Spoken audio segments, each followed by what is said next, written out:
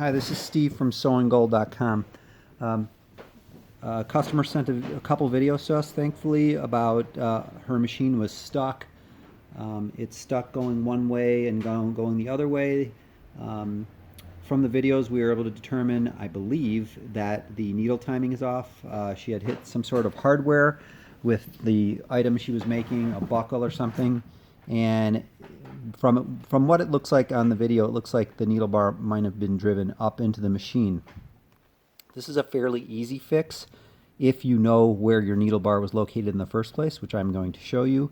But actually doing the fix is going to be taking off the side here. So I've removed the side cover. There's only 3 screws. They're Phillips screws. See the one on the top right there, and then the 2 on the bottom. So if you take that off, we've exposed the side of the machine here.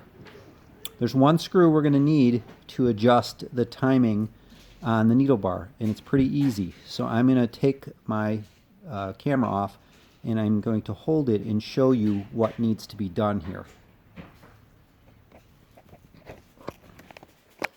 Alright, so I'm going to zoom in on the needle bar for starters on the inside of the machine, or actually I don't even need to zoom in.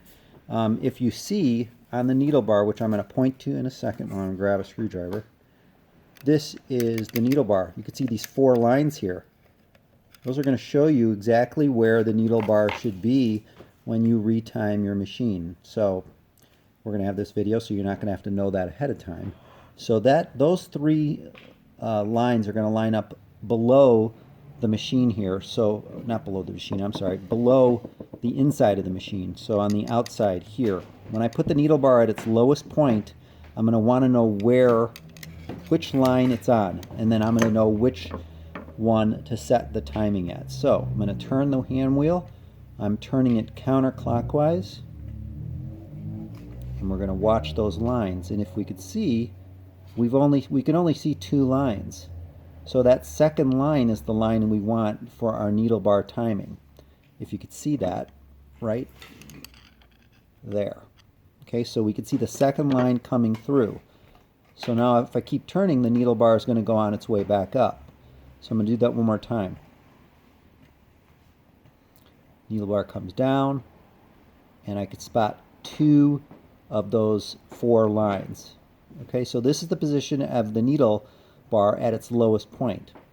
So what I'm going to want to do is, I'm going to get my screwdriver, and I'm going to loosen this screw here if it's out of time.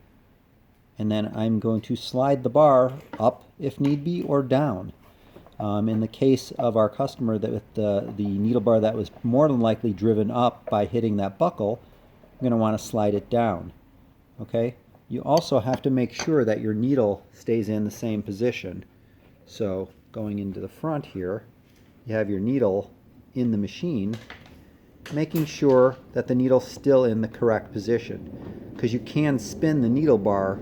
If you do loosen that screw, the needle bar can technically spin. So what I want to make sure when I'm looking at the needle bar here, or the actual the needle in the machine, I want to make sure this screw is still pointing exactly to the inside of the machine here. So it's pointing directly to the inside of the machine.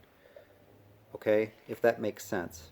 So take a look at where your screw is located, and it's still sideways, it's not facing forward. Alright? So hopefully that'll help you. If you need more information, just put a message below, and hopefully that'll help with the needle bar timing of the Juki DU-1181N. Thank you.